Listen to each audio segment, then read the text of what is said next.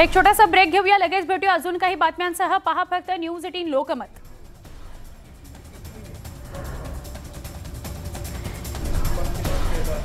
पण त्याआधी आपण पुढची बातमी बघणार आहोत। लवकरच गुजरातचे सिंह महाराष्ट्रात गर्जना करणार आहेत। प्राणी हस्तांतर कार्यक्रमानुसार गुजरातहून सिंहाची जोडी नॅशनल पार्क मध्ये आणली जाते, तर मुंबईचे 2 वाघ हे गुजरातला जाणार आहेत। गुजरातच्या सिंहांचा महाराष्ट्राच्या दिशेने प्रवास सुरू झालेला आहे। लांबचा प्रवास असल्याने सिंहांना कोणताही त्रास होऊ नये याची पुरेपूर खबरदारी वन विभागाचे अधिकारी आणि वन्यजीव पशुवैद्यकीय अधिकाऱ्यांकडून घेतली जाते। याच संदर्भात मुंबईचे वनपरिक्षेत्र अधिकारी विजय बारबदे आणि वन्यजीव पशुवैद्यकीय अधिकारी डॉक्टर निखिल बनगर यांच्याशी संवाद साधला आमचे प्रतिनिधी तुषार शेटे यांनी।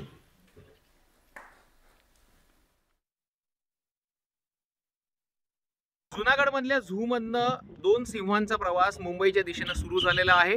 टप्प्याटप्प्यावरती त्यांची चाचणी केली जाते आहे। सिंहांना कोणता त्रास होत नाही का ते बघितलं जाते आणि अशाच एका ठिकाणी आपण थांबलेलो आहोत। आत्ताच या वनाधिकाऱ्यांनी डॉक्टरांनी चाचणी केलेली आहे। सिंह आतमध्ये कसा आहे, त्याची प्रकृती कशी आहे त्याबद्दल आपण त्यांच्याकडनं जाणून घेणार आहोत। सर, आपण जसं म्हणालात तसा प्रवास क्रिटिकल आहे, करावा लागत असेल तर काय काय गोष्टींची खबरदारी घ्यायला पाहिजे? प्रवासात आम्ही जास्तीत जास्त प्राण्यांना ताण येणार नाही, प्रवासाचा मोशन सिकनेस होणार नाही याकडे आम्ही काळजी घेत असतो।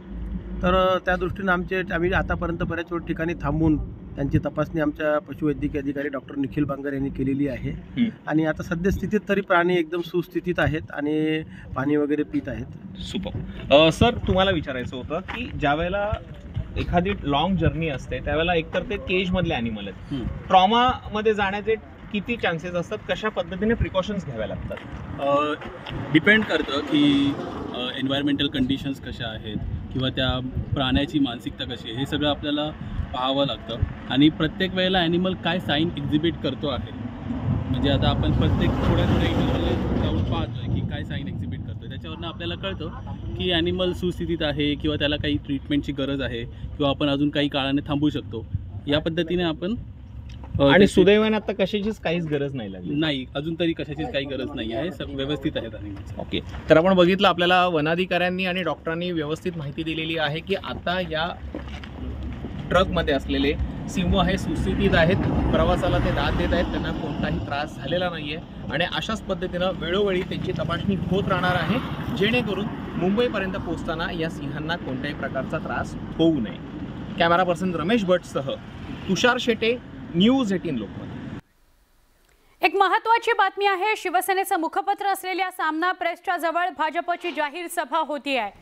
प्रभादेवी भागात जागर मुंबईचा, या मुंबईकरांच्या विचारांचा जागर या बॅनरखाली ही सभा होती आहे। या सभेत भाजप आमदार आणि मुंबई भाजप अध्यक्ष ॲडव्होकेट आशिष शेलार मार्गदर्शन करणार आहेत। सध्या या सभेला मोठ्या प्रमाणात भाजप कार्यकर्ते जमलेले आहेत। जोरदार घोषणाबाजी सुरू आहे। प्रभादेवीत भाजप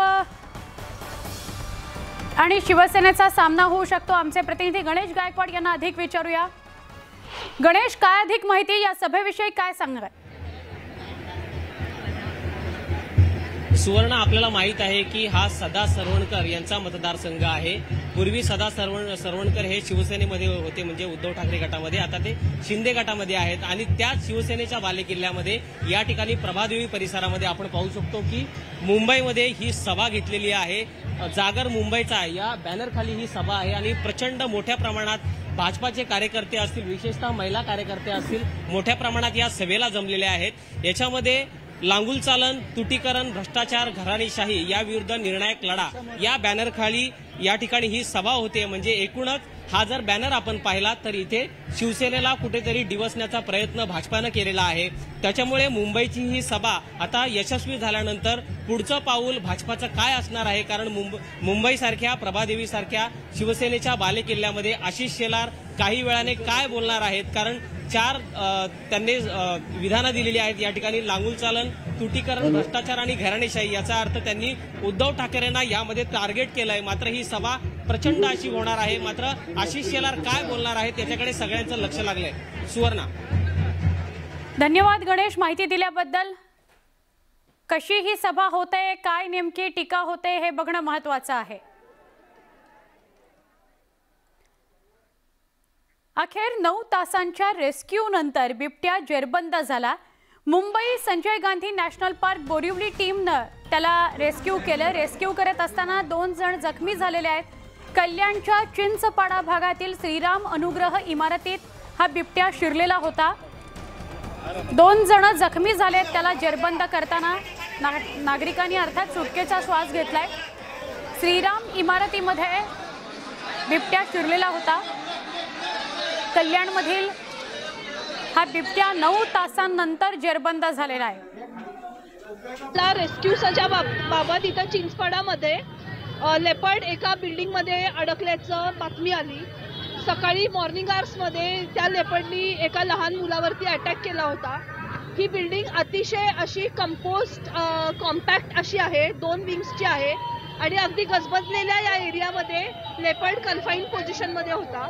तिथे जागेवरच तत्परतेने कल्याण वनपरिक्षेत्राचे RFO आणि बदलापूर वनपरिक्षेत्राचे RFO दोन्हीही RFO रेस्क्यू टीम्स जागेवरती दाखल झाल्या. पुन्हा एकदा वळूया